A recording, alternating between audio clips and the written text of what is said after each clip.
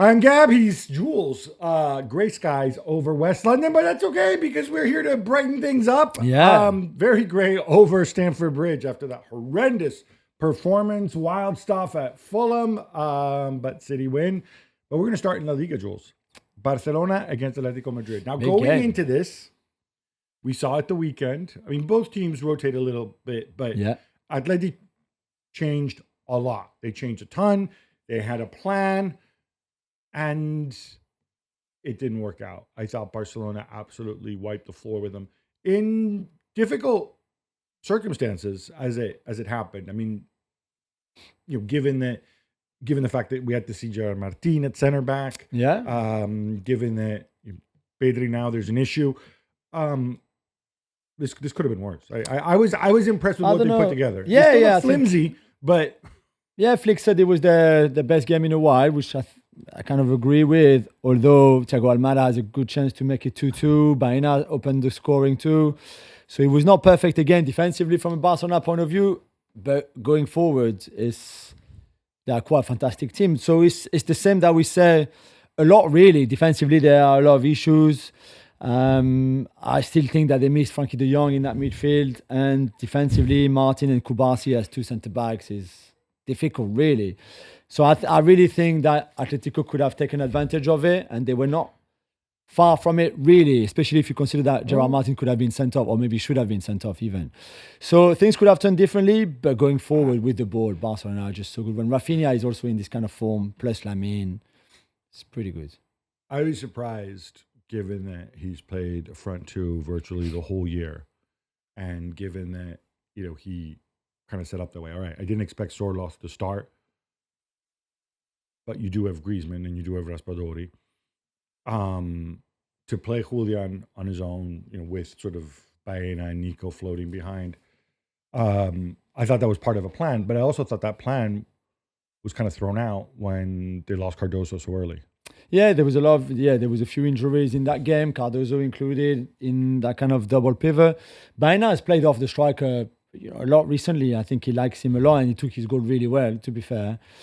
It's just, I just don't think, I think they had to defend better to just stop Barca scoring. And like you said, Lewandowski missed a penalty, like a really poor penalty from him. Things could have gone worse defensively from Atletico, which is a bit of a problem probably. Going forward, I think they did what we expected them to do, but defensively it was more of a struggle, really. Well, you said what you would expect them to do, which is what? Play on the counter. But that plan, obviously, they took the lead via VAR. Correct decision. And we know that that's almost like one of those, I don't want to call it self-inflicted, and people have gone over the high line over and over again, but it is a continuous risk, right? Because, look, let's be real about this. When the run happens and the pass happens, it's not like the forward knows that he's offside or he's onside, right? When it's that close. You're always gambling, and it's always a gamble. Sometimes it works, sometimes. So I think we can put that to one side. I did think, though, with those defenders, maybe you can put together a different threat rather than the quick, having sort of going for the quicker guys, whether you want to call it Nico or Baena, the technical guys, and going more for the heavier side guys. I think starting Sorloth at the weekend and then you lose them, especially once Koke comes into the game, I thought, why not do something more bold? Because you know where this is heading.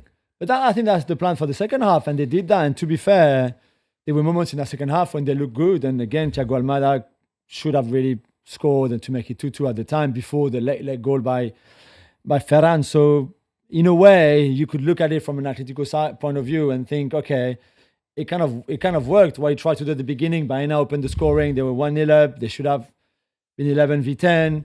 In the second half, they obviously changed, and they've got depth in their squad. We say it's a really good squad that they have. They changed, and they almost benefited from it. In the end, I know another night, Barca could be 3-0 up by the time. It would have been a smash and grab, I think, had they equalized. Yeah, for sure. But they were not far either, again.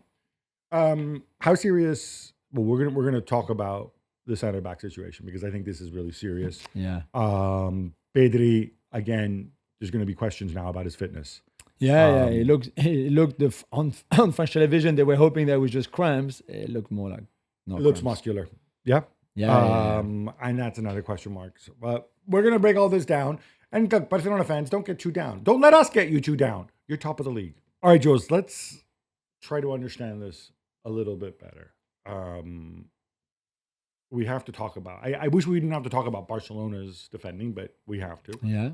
I think we share the view on the high line, so we don't need to spend too much time on it, which is it's okay to play that way if you have the right players to do it who can execute. There's a right way to do it, and there's a wrong way to do it. Too often, it's the wrong way. And people can say Barcelona are still top of the table. Yeah, but they still leak too many goals, and they look too shaky. Yeah. Because they simply haven't put resources into defenders. In this case, I'm not an Eric Garcia fan, but right now you have Ronald Araujo who's deciding that he's going to take time off, personal reasons. Even if they weren't there, the footballing reasons are why he shouldn't be on the pitch. Andreas Christensen's a guy who's been constantly in and out, came on this time. Obviously, he didn't think he was ready to start. And so once De Jong goes down in midfield, he decides to move Eric Garcia there. Yeah. Again, he's in training every day. He sees this. But I think it's a huge call, and it sends a huge negative message as well to Marc and Marc. I know Bernal, who looked so good before his long injury, came back. I know he's had some issues. I know Casado hasn't been on the level that he was at last year, but at least those two guys are midfielders. Yeah. At least those two guys can impersonate De Jong a little bit. And it looked to me, by moving Eric Garcia, who, as you know, I don't like, Me neither. as a footballer, as a person, I'm sure he's lovely. You weaken the center back position because then you have to play Gerard Martin there, who's not a center back. No, he's a left back. Yeah. And he's 6'1". Yeah, and he completely. doesn't have the moving, and we saw that as well. Yeah, completely. I guess he's left-footed though, so he can play on the left side of that centre back. Kubasi on the right hand side. He's a very young, obviously, pairing too. I also think that the problem is not so much them and the mobility. I mean, it is to a certain point, but it's also what they do in midfield in terms of pressuring the ball. And Eric Garcia cannot do that because he just doesn't have that energy. And Pedri is obviously very busy doing other things than thinking about, I should press the ball and close it down. Otherwise, he's going to go over the top and we're going to struggle. That's why this midfield too, and I'm not sure if Casado would sort this out either, to be fair, but that's why this midfield doesn't work. And that's why this midfield, even the De Jong Pedri one, is a bit more difficult to play with a high line behind because of that. So, but we can talk as much as we want about it. Nothing's going to change. I thought 3 weeks ago that Flick tweaked it a little bit, and they were a little bit more cautious, not going all in. But on looking at this game and the one at the weekend, it's clear that they go back to the super high line, super aggressive. That I think through the rest of the season, if they keep that, will cause them a lot of trouble. I think, like you said, it can work. If the defenders are higher quality, and these guys simply aren't, because athleticism can make up for tactical mistakes or misreadings. If there is a press, if they make better decisions, which I don't know that they necessarily have the experience to do that, to be honest. And all three things have to happen, you get the right kind of press further forward. And I'm surprised. I know Dani Olmo came off injured. Like you said, he's off air. I think he was in good form, but Dani Olmo does come before he came to Barcelona. He was at a team that did a lot of pressing centrally, so you should have the mindset for that. Ferran Torres, I think, can do it because he's got the mindset to do it. I mean, whatever you fought Ferran Torres for, I don't think work rate is one of those things. Fermin, when fit, can do it. The questions become maybe Rafinha and Lamine Yamal. Although it doesn't come from the balls in behind, never come from there. They come from higher up. So you can press the build-up phase of the opposition, sure, but they're never going to hit the ball from the box over the defensive line from Barcelona. So it comes. That's why I mentioned the midfield. When they're pressing so far up the pitch, we've seen it. We've seen players running from their own half. But the ball comes. The ball comes from a midfielder, rarely from the opposition's box, all over the top to a runner from their own box, their own half. Sorry, behind the line of Barcelona's defense. So for me, it's more Garcia, Pedri, Casado, Bernard, whatever combo there in that midfield that need to do a better job. Not so much that front three or even front four who will disturb the build-up phase for sure. But it's after that, it's the phase after that really that is the big problem. And that I think Flick is trying to address. It's just difficult. Well, it's difficult because I don't know I don't know at what point the club looks internally and says, why do we make these decisions? Yeah. Is this what Flick wanted? Obviously, unlike, say, Glasner, Flick isn't going to come out and say this in public. But I think we were at the stage where they need to make a movement for somebody at the back in January. Yeah, and in midfield, he wanted another midfielder in the summer. You understand why. Like a different profile to the ones that he has who are, for some quite similar, but centre-back is needed for sure, yeah. Midfield, I don't think he's going to get because, if you have to make a decision, that's not, people are going to go to him and say, well, wait a minute, okay, sweetie, you have Pedri and De Jong and both Marks and Guti and... there's going to be some other kid. We saw Dro come on, but there's going to be another kid that's good that we can rely on. So I don't think that so much. I don't think it's going to happen. The question is, with a defender, do you go for a short-term solution? Do you maybe even somebody on loan, or do you actually go and spend money? And if you spend money, do you need to sacrifice somebody? Yeah, do they have the money? Yeah. And if you need to sacrifice somebody, is there anybody you can sacrifice? Because this is, as absurd as it sounds, Barcelona are in a situation where the players that they could move that would fetch a fee aren't players that they want to move, like Rafinha, Yamal, or whatever. And the players, or they're players that nobody's going to want, or they're injured. Like, there's a world in which you have fit Guti, and maybe you want to move him on because you don't see a spot for him in the 11 because you make different choices, right? And Guti as in Gavi, you mean? Gavi, sorry. Guti. Flashback. But that's not, that we're not 2 years ago. Ter Stegen, or Ter Stegen despite his wages. Yeah. They tried all summer with Fermin.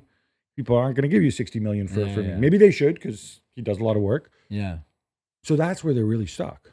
Yeah, I think so. And again, we don't really know how much money they have if they don't have to sell first to go and get somebody. Could it be a loan again? Could it be somebody whose contract runs down in the summer, so it'd be a bit cheaper? But Bayern are not going to let Upamecano go, or Liverpool Konate, or Palace Gay, or players like that who are out of contract in the summer, for example.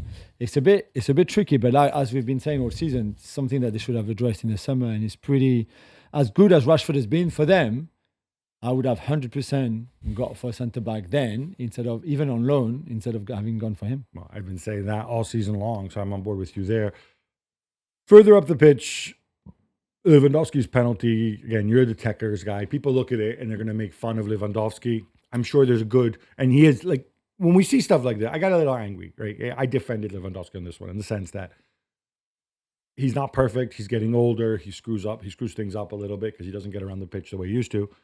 However, when you hit a penalty like that, clearly there's either a slip or some sort of technical mishap. Yeah, it's a bad one. I mean, you saw the reaction of, the fans in the stand, even the players who were in the stands because of injuries like Gavi.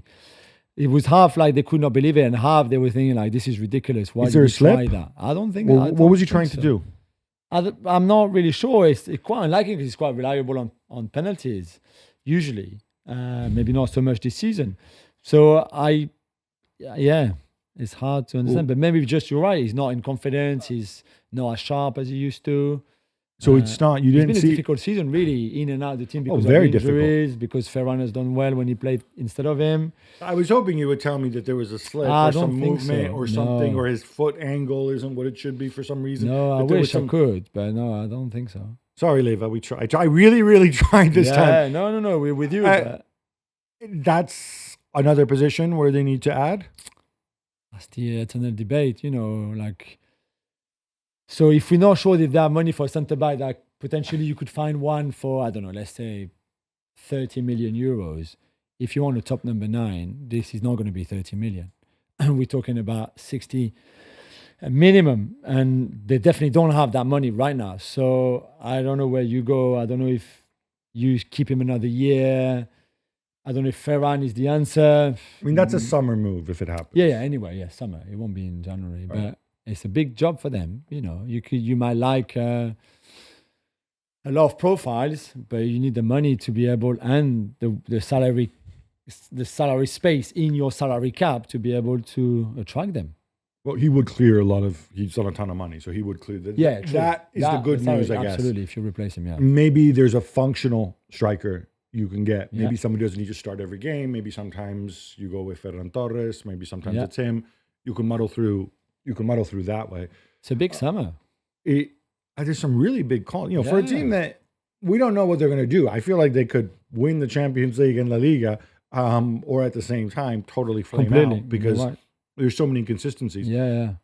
But I guess maybe for those who like good football and technical players, maybe that's a good thing. Maybe it's a reminder that so many things can go wrong in the structure, in the tactics. But then if you have a genius or a couple geniuses on your team, that can paper over a lot of crap. Yeah. And that's why we love the game, right? Exactly. Absolutely. And there's a few teams like that all over Europe this season too, All right. We haven't had confirmation of how long Pedri is going to be out for, but what does Barcelona look like without Pedri? How do you plug that? Because clearly you move in when De Jong returns. Clearly De Jong plus Casador, De Jong plus Eric Garcia or whatever. Yeah. It's just even on the ball. I mean, forget what before we said it doesn't work defensively, but even on the ball, absolutely, you're lacking in creativity, you're lacking in tempo, and then everything goes on Yamal and Rafinha. Yeah, even more, and how to get the ball to them, quickly, not through like centre back, right back, Lamine kind of thing. There's a moment in the first half of the second half of the game on Tuesday where Barca are trying to play out from the back again. The ball comes to Pedri, kind of backheels it to I think Rafinha already, who gives it back to him in a really difficult way. It's in the air. There's a guy. He's between two Atletico Madrid players.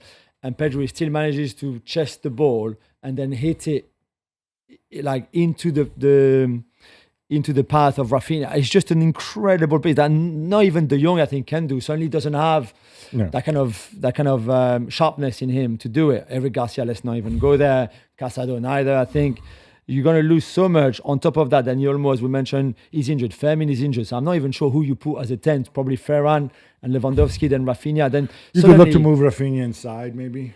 I and Rashford on the left. That could be. But whatever you do, that means you change that kind of front six if you want, your double pivot, and then the front four completely for the Betis game on Saturday. That is huge now. And if there's a team that you don't want to face with half of your starters out, plus that dodgy high line and your midfield, you're not sure. It's this Betis team, especially in Sevilla. So this game on Saturday could be very difficult for them, I think. And I think more broadly, and then look, I want to remind everybody, we really don't want to be super negative. More broadly, what you said about Yamal and the way you get the ball to Yamal, I think back, to me, this was most obvious in the semifinal against Inter in the Champions League last season, but we've seen it many, many times. Things aren't going to plan. Pedri's shut down. And then the only game plan is they get the ball to Yamal. And if the other team just sits and defends, it means Yamal gets the ball with four guys in front of him, which then means Yamal has to essentially really risk putting his body on his line because either he takes people on, when there's guys around him, he's gonna get fouled. Okay, fine, I pick up a set pieces, but so what? This is a whole team of Smurfs anyway. And by the way, let's not talk about the center backs who are both 1.80 at this stage. That is what you want to avoid because just the pressure on this kid. Yeah, I meant more physical and mental. Yeah. I think he can take it though. I meant more getting him the ball in what part of the pitch, because if you get the ball to Koundé and Koundé finds Lamine, he's by the line, by the touch line, he's back to goal, very often on the halfway line. It's difficult. If in the second phase of your build-up, your midfielders can find him in the last third of the pitch, for example, facing maybe the opposition goal, that's a very different story. So this is it. And for me, that's also part of the problem would be if Pedri is out for another spell, which unfortunately looks like the case. Yeah, but there's not going to be a second phase of the build-up if you go and play a team that parks the bus. That's the difficulty. And I think, I don't know. I think there's so many big decisions, so much pressure on Flick, pressure he puts on himself. And a lot of it also is going to be concerning Yamal because there's been physical issues. Again, I think this is a lot for somebody who's 18 years old. He's playing a lot more. He's carrying much more of the responsibility than Messi or Cristiano or certainly Holland and probably Mbappe too did at that age. And I think everybody should be mindful of that.